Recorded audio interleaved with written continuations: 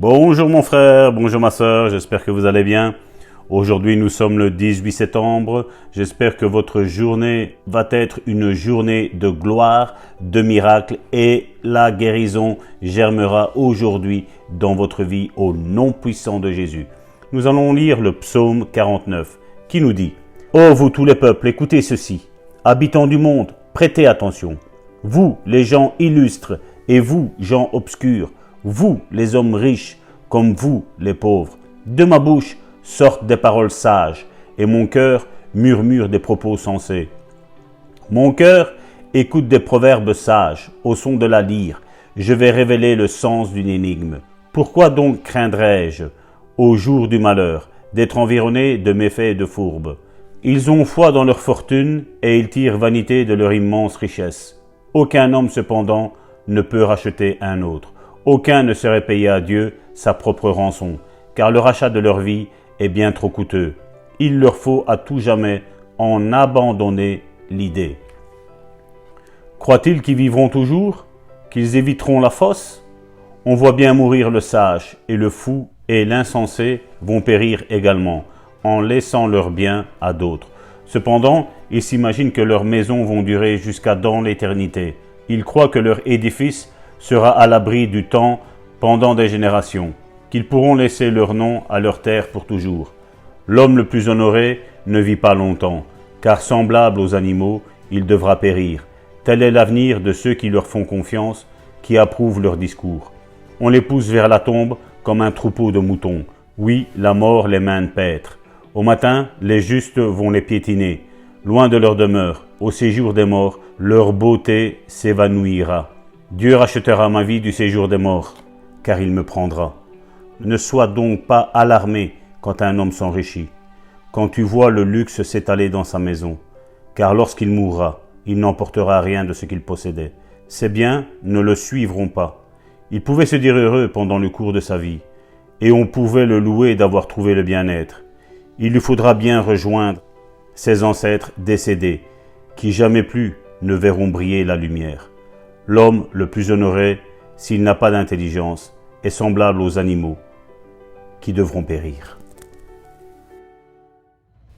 Aujourd'hui, 18 septembre, nous allons prendre notre texte de la méditation dans Romains, chapitre 10, du verset 10 à 11. « Car c'est en croyant du cœur qu'on parvient à la justice, selon ce que dit l'Écriture, quiconque croit en lui ne sera point confus. » Et le titre de la méditation d'aujourd'hui est « La foi du cœur » opposé à la foi de l'intelligence.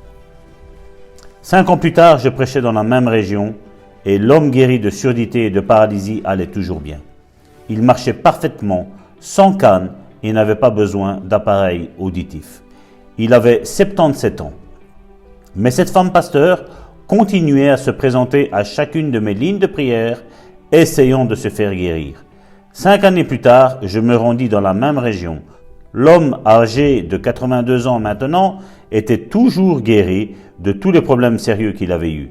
Il se portait toujours aussi bien. La dame pasteur se trouvait toujours dans chacune de mes lignes de prière. Finalement, elle annonça « Je démissionne de mon église.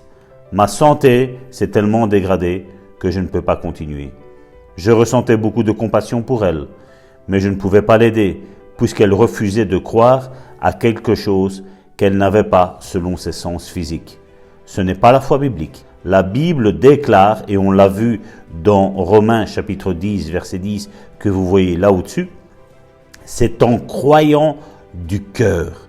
Et Proverbes chapitre 3, verset 5 nous dit « Confie-toi en l'Éternel de tout ton cœur et ne t'appuie pas sur ta sagesse. » Cette femme pasteur ne se confia pas en l'Éternel de tout son cœur. Au contraire, elle essayait de se confier en l'Éternel de tous ses sens. Elle s'appuyait sur sa propre sagesse. Beaucoup de gens mettent en pratique Proverbes chapitre 3 verset 5, mais à l'envers. Ils se confient en leur sagesse et ne s'appuient pas sur leur cœur. On nous dit de nous confier en l'Éternel de tout notre cœur et de ne pas nous appuyer sur notre sagesse. Que veut dire croire du cœur? Croire de cœur veut dire croire malgré nos raisonnements humains ou les connaissances de nos sens. Oui, ne pas nous confier dans notre propre sagesse. On le voit aussi aujourd'hui au travers de certains médecins qui annoncent, il est vrai, de mauvaises nouvelles. Normalement, ça devrait aller mal. Mais s'ils pourraient conseiller que voilà, nous sommes limités, mais Dieu peut, croyez-moi bien, mon frère, ma sœur, quand nous sommes au bout de notre vie, quand nous savons qu'il n'y a plus d'espérance, qu'il n'y a plus de méthodologie humaine pour pouvoir nous guérir, mon frère, ma sœur, c'est comme un 50-50. C'est comme si on dit ça passe ou ça casse. Et donc, croyez-moi bien, je suis certain que si nous nous mettons dans ces conditions où nous disons voilà, maintenant je dois m'appuyer sur Dieu et sur rien d'autre, je suis certain, mon frère, ma sœur, la guérison va germer promptement dans ta vie, mon frère, ma sœur.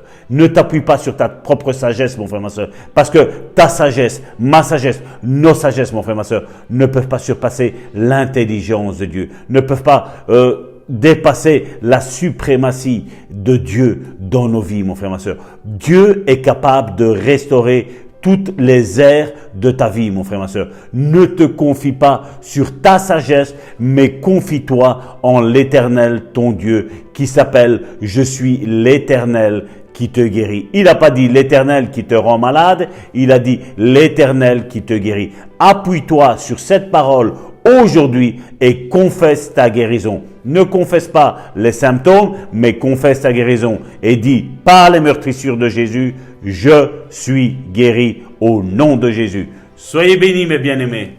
Amen, amen. Yahweh Rapha.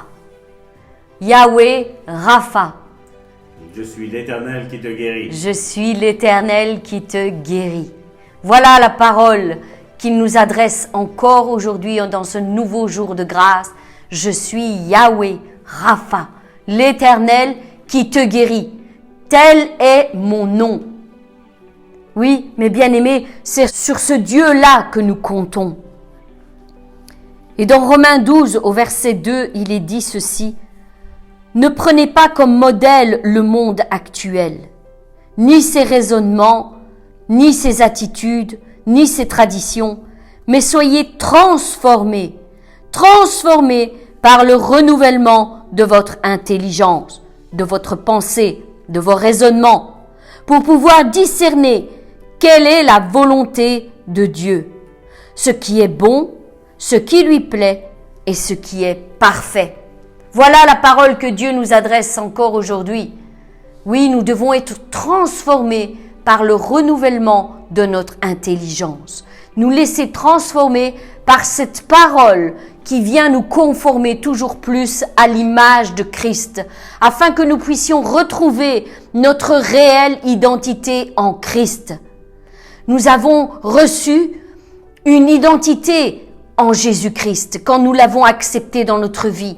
Mais bien trop souvent, les fils et les filles se font voler leur identité. Ils ne savent plus à qui ils appartiennent, ils ne savent plus ce qu'ils possèdent, ils ne savent plus ce qu'ils peuvent faire en Jésus-Christ.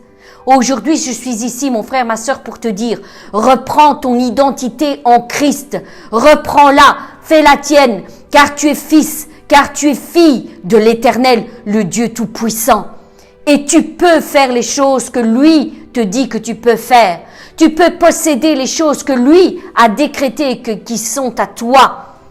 Oui, mes bien-aimés, la guérison fait partie de votre héritage en Jésus-Christ. Amen. Par les meurtrissures de Jésus-Christ, nous avons été guéris. C'est fait, c'est accompli. Et maintenant, cette guérison a été déposée sur une table et tu n'as plus qu'à la prendre pour ta vie, pour ta circonstance. Mes bien-aimés, prenez possession de votre guérison, elle vous appartient. Ne vous laissez plus voler par l'ennemi. Ne vous laissez plus voler par les symptômes et les douleurs qui essayent de crier plus fort que la voix de l'Éternel qui retentit dans les cieux et qui dit « Je suis l'Éternel qui te guérit. Je suis l'Éternel qui te guérit. Je suis l'Éternel qui te guérit. » Alors reçois, mon frère, ma sœur, reçois aujourd'hui ta guérison au nom puissant de Jésus-Christ. Amen. Une bonne déclaration pour aujourd'hui. Je crois de mon cœur, j'écoute mon cœur, Je n'écoute pas mes sens physiques. Je crois être guéri malgré ce que me disent mes sens physiques. Croyons ce que Jésus a dit. Jésus a dit qu'il est le chemin, la vérité et la vie. Et sa parole également nous dit que nous sommes guéris par ses meurtrissures. Alors sois guéri dans le nom de Jésus. N'autorisons pas le diable de venir mettre les doutes dans notre cœur. Et vraiment essayons de rester dans cette attitude de foi. Restons dans cette confiance que nous avons en Dieu. Et réalisons qui nous a fait ces promesses, qui nous a dit que nous sommes guéris. Dieu dit la vérité quand il dit que nous sommes guéris. Alors crois-le maintenant et tu le verras s'accomplir dans ta vie. Amen. Amen, amen. Mes bien-aimés, soyez bénis et encore encouragés par cette puissante déclaration qui a été faite encore aujourd'hui.